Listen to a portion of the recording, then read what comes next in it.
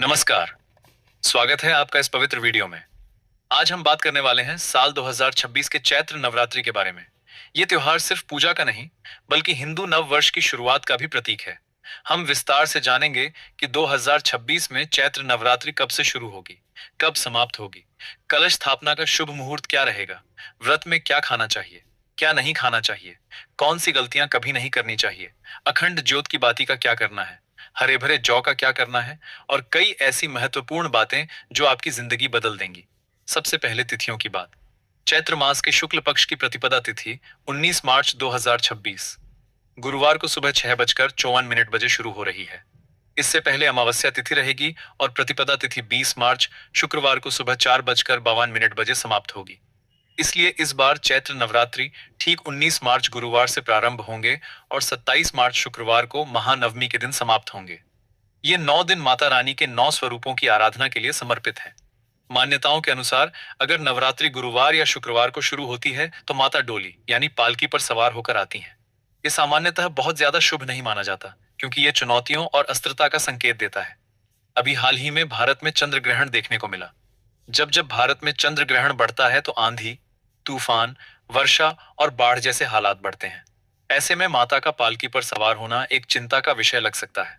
लेकिन भक्तों, अगर आप माता रानी के सच्चे भक्त हैं तो मां खुद आपकी रक्षा करने आएंगी। बस धैर्य रखें, सच्ची भक्ति करें, दिन रात मां की सेवा में लगे रहें। मां आपको आंधी तूफान से, जिंदगी मौत से लड़ते समय खुद बचाने आएंगी।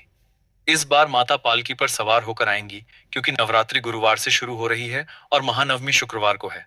लेकिन विदाई पर माता हाथी पर सवार होकर अपने लोक वापस लौटेंगी। धार्मिक मान्यताओं के अनुसार हाथी पर विदा होना बहुत शुभ संकेत माना जाता है। इसलिए भक्तों, इन 9 दिनों में माता को प्रसन्न करने के लिए सामर्थ्य हो तो उपवास रखें, नहीं तो सच्चे मन से पूजा अवश्य करें। अगर समय हो तो कलश स्थापना जरूर करें, क्योंकि कलश स्थापना हमेशा शुभ मुहूर्त में ही करनी चाहिए। तभी 9 दिनों की पूजा का पूरा फल मिलता है। 19 मार्च गुरुवार को कलश स्थापना का पहला शुभ मुहूर्त सुबह 6:54 से 7:43 तक रहेगा। ध्यान रखिएगा, इसी मुहूर्त में कलश स्थापना करनी है, क्योंकि इससे पहले अमावस्या तिथि है। अगर इस समय नहीं कर पाते तो दूसरा मुहूर्त अभिजीत मुहूर्त रहेगा, दोपहर 12:10 से 12:58 तक। अभिजीत मुहूर्त में कलश स्थापना करना भी अत्यंत शुभ माना जाता है। चैत्र शुक्ल प्रतिपदा को ब्रह्मा जी ने सृष्टि का निर्माण किया था और इसी दिन मां दुर्गा प्रकट हुई थी। इसलिए चैत्र शुक्ल प्रतिपदा से हिंदू नववर्ष भी शुरू होता है। आप सभी को हिंदू नववर्ष और चैत्र नवरात्रि की हार्दिक शुभकामनाएं। नवरात्रि के 9 दिनों में मां भगवती के 9 रूपों की क्रमशः पूजा होती है। मां शैलपुत्री, ब्रह्मचारिणी, चंद्रघंटा, कुष्मांडा, स्कंद माता, कात्यायनी, कालरात्रि, महागौरी और सिद्धिदात्री। इन 9 दिनों में मां को 9 अलग अलग विशेष भोग अर्पित किए जाते हैं। अब कन्या पूजन की बात। 2026 में कन्या पूजन अष्टमी 26 मार्च को और नवमी 27 मार्च को किया जा सकता है। कन्याओं को भोजन खिलाने का समय ब्रह्म मुहूर्त में सुबह 4:11 से 6:56 तक सबसे शुभ है। इसके बाद सुबह 8:21 से 10:25 तक भी मुहूर्त रहेगा। अगर कन्या सो रही हो और पहला निवाला आपके घर का खाए तो समझ लीजिए आपका व्रत संपूर्ण हो गया। कन्या पहले भोजन जिस घर का खाती है, समझो अब आपके दिन बदलने वाले हैं। माता की कृपा बरसेगी। भक्तों, नवरात्रों में व्रत में क्या खाना चाहिए? सात्विक और शुद्ध भोजन, फल, दूध, दही, चावल, आलू, कुट्टू का आटा, साबूदाना, फलाहार के व्यंजन। व्रत में पानी, दूध, फल का रस पी सकते हैं, लेकिन लहसुन, प्याज, मांसाहार, शराब, तामसिक भोजन बिल्कुल नहीं खाना चाहिए। इनसे व्रत खंडित हो जाता है और मां रुष्ट हो सकती हैं। गलतियां कभी न करें। प्लास्टिक के बर्तन में भोजन न दें। बाजार का रेडीमेड खाना न खिलाएं। 3 पूरियां या 3 रोटियां कभी न रखें, क्योंकि यह अशुभ माना जाता है। शुक्रवार को अगर कन्या पूजन पड़ जाए तो खट्टी चीजें बिल्कुल न बनाएं और न खिलाएं, क्योंकि शुक्रवार मां संतोषी का दिन है। अब सबसे महत्वपूर्ण, हरे भरे जौ का क्या करें? नवरात्रि में हम मिट्टी के प्याले में रेत और जौ भरते हैं, ताकि घर में सुख शांति बनी रहे और माता प्रसन्न हो। जौ हरे भरे होने पर घर में हरियाली आती है, सुख समृद्धि आती है। समस्त देवी देवता खुशियां मनाते हैं और घर की उन्नति के आशीर्वाद देते हैं। हरे भरे जौ में साक्षात माता रानी अपने 9 स्वरूपों के साथ खेलती हैं। धन की वर्षा होती है। अगर जौ में हरियाली नहीं आती तो समझ लें माता नाराज है। हैरानी की बात है कि बिना देखभाल के जौ उग जाते हैं। लेकिन कलश स्थापना में अगर पानी डालने के बावजूद हरियाली ना आए तो समझ लें माता क्रोधित है। कई लोग गलती करते हैं, रोज ज्यादा पानी डालते हैं जिससे जौ सड़ जाते हैं। पानी का सिर्फ छींटा मारना चाहिए। जब जौ हरे भरे हो जाएं तो चांदी का सिक्का या 1 रुपया का सिक्का जरूर डालें। इससे माता प्रसन्न होती हैं और धन आगमन शुरू होता है। नवरात्रि समाप्त होने के बाद जौ का क्या करें? सिक्का निकालकर अपने धन रखने के स्थान पर रख लें, धन बढ़ेगा। थोड़े पत्ते पूरे परिवार को प्रसाद रूप में खिलाएं। जो खाएगा वह जल्दी बीमार नहीं पड़ेगा। बाकी जौ गंगा या नदी में विसर्जित कर दें। इससे व्रत संपूर्ण होता है। अखंड ज्योत की बाती का क्या करें? अखंड ज्योत को मामूली न समझें। इसमें साक्षात मां दुर्गा का वास होता है। नवरात्रि समाप्त होने के बाद बचे तेल को बच्चों और खुद की मालिश के लिए रखें। बीमारियां दूर होंगी, सकारात्मकता आएगी। बाती को कलावा बांधकर बाजू में बांध लें। इससे धनवान होने से कोई नहीं रोक सकता। कलश के नीचे चावल और ऊपर नारियल रखा जाता है। नारियल कन्या पूजन के दिन तोड़कर कन्याओं को बांट दें या गंगा में विसर्जित करें। चावलों को हल्दी में पीला करके लाल कपड़े में बांधकर धन स्थान या पर्स में रखें।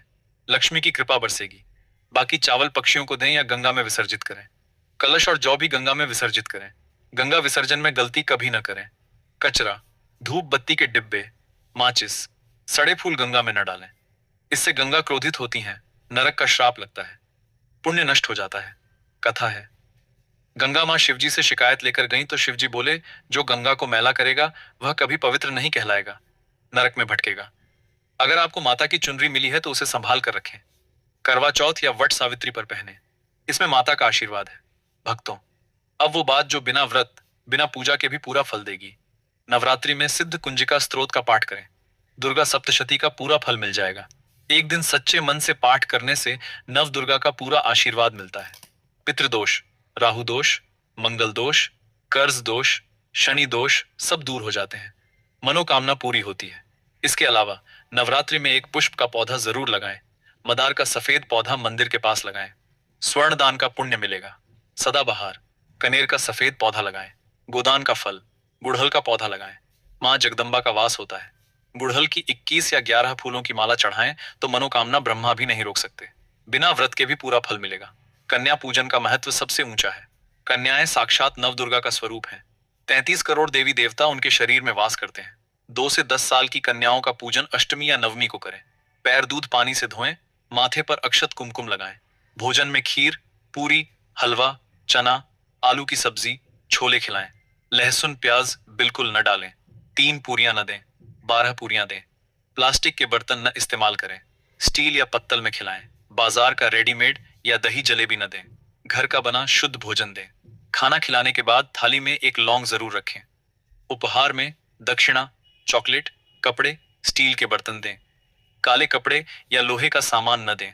नवरात्रि में शुभ संकेत, अगर जौ हरे भरे हों तो धन लाभ होगा। नींद सुबह 4 बजे खुलती हो तो मां जगाती हैं। मन प्रसन्न रहे, पूजा में मन लगे तो कृपा होगी। मां के गले से फूल गिरे या जौ बिना हवा के हिले तो माता घर में विराजमान हो गई हैं। भक्तों, इन 9 दिनों में दिल खोलकर माता की सेवा करें। जितना सच्चा प्रेम करेंगे, मां उतना ही रंग से राजा बनाकर जाएंगी। तो प्रिय भक्तों, आपको यह पावन वीडियो कैसा लगा? हमें कमेंट में जरूर बताएं। अगर आप महादेव के सच्चे भक्त हैं, अगर आपके हृदय में भोलेनाथ के प्रति अटूट श्रद्धा और प्रेम है, अगर आप चाहते हैं कि महादेव की कृपा आपके जीवन में सदा बनी रहे, आपके घर में सुख, शांति और समृद्धि का वास हो, और आप सच्चे मन से महादेव को प्रसन्न करना चाहते हैं, तो अभी इसी क्षण वीडियो को लाइक करें, हमारे यूट्यूब चैनल को सब्सक्राइब करें और कमेंट बॉक्स में पूरे विश्वास और भक्ति के साथ लिखें, हर हर महादेव। धन्यवाद।